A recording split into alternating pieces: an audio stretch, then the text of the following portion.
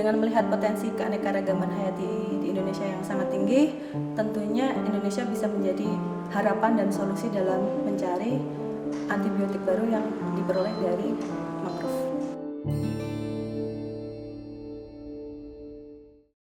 Saya Sandra Octaviana, saat ini saya menjadi mahasiswa doktor di Helmholtz Center for Infection Research, tepatnya di kota Braunschweig, Jerman. Di pusat penelitian infeksi ini, saya mencari mikroorganisme penghasil antibiotik baru, karena semakin hari semakin banyak mikroorganisme penyebab infeksi yang kebal terhadap obat antibiotik. Permasalahan antibiotik ini saat ini tidak hanya terjadi di satu negara. Data WHO menyebutkan antibiotik ini menyebar hampir di seluruh negara. Mengapa hal ini bisa terjadi? Karena semakin hari semakin banyak mikroorganisme penyebab penyakit infeksi kebal terhadap antibiotik yang berada di pasaran. Salah satunya yaitu pemberian dosis antibiotik itu sendiri yang tidak tepat.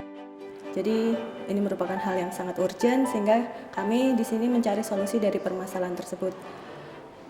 Sumber antibiotik baru sendiri bisa kita peroleh secara alami, salah satunya dari mikroorganisme. Di sini kita lebih fokus mencari mikroorganisme penghasil antibiotik. Dalam hal ini saya memperolehnya dari mangrove yang berada di Indonesia.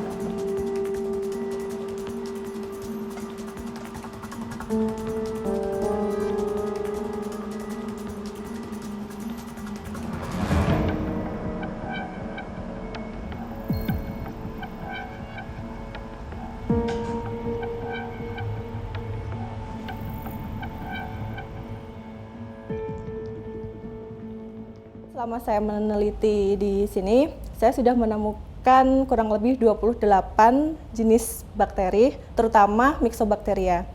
Myxobacteria itu merupakan salah satu bakteri penghasil antibiotik.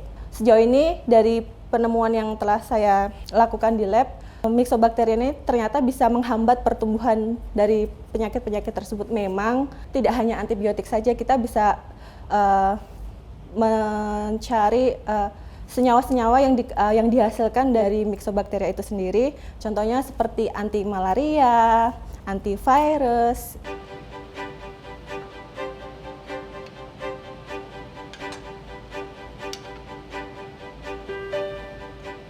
Dalam hal social environment-nya, mereka bisa swarming bareng-bareng, jadi kayak mencari makan bersama dengan teman sesamanya. Mereka bisa cari killing, swarming together seperti itu. Jadi ini hal yang baru dan menarik buat saya.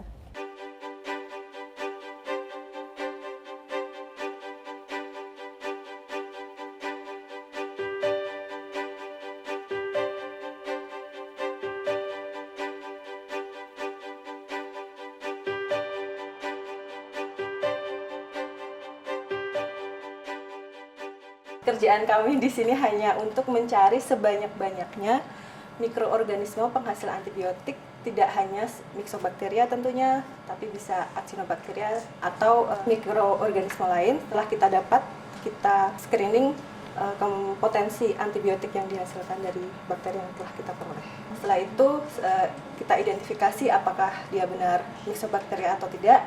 Setelah kita yakin benar berdasarkan marker molekuler, kita lanjut ke produksi senyawa antibiotik itu sendiri.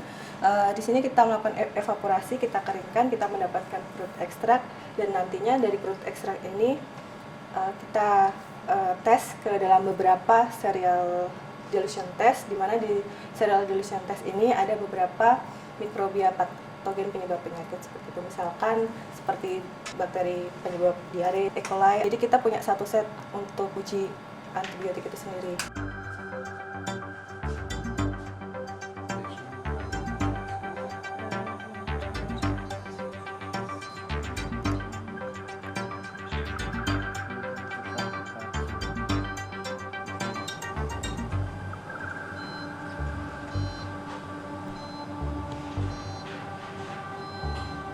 Stanley has done a very interesting work with this Myxobacteria. That is a special group of bacteria we are here working on.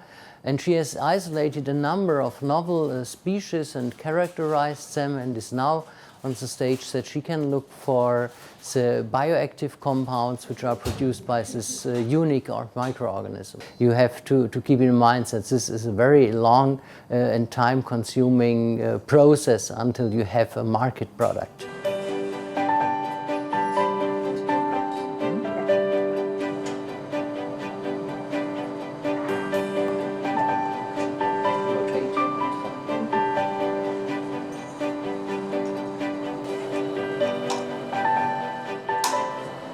Indonesia is having a huge and wide biodiversity, and especially in the field of microorganisms, this biodiversity is not much investigated.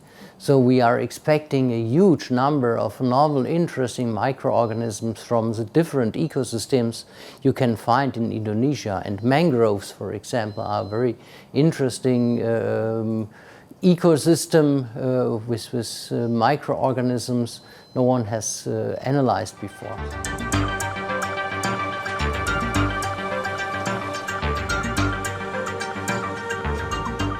Ya, surprise karena hampir sebagian besar yang ditemukan adalah rare, jadi langka. Jadi seperti kayak biasanya mereka hanya melihat di dalam kayak buku atau di Google, tapi mereka bisa melihat secara langsung. Ini suatu kebanggaan tersendiri buat saya sebagai orang Indonesia. Wah, ternyata kita punya potensi yang luar biasa.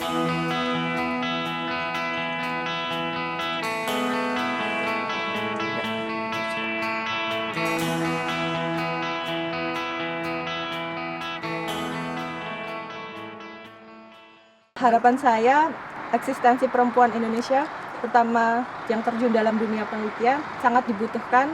Dan kita sebagai perempuan-perempuan Indonesia, saya berharap tidak hanya sebagai konsumen iptek, tetapi juga sebagai inovator. Jadi harapan saya, mari kita membangun bangsa dengan menciptakan sebuah inovasi untuk kemajuan bangsa.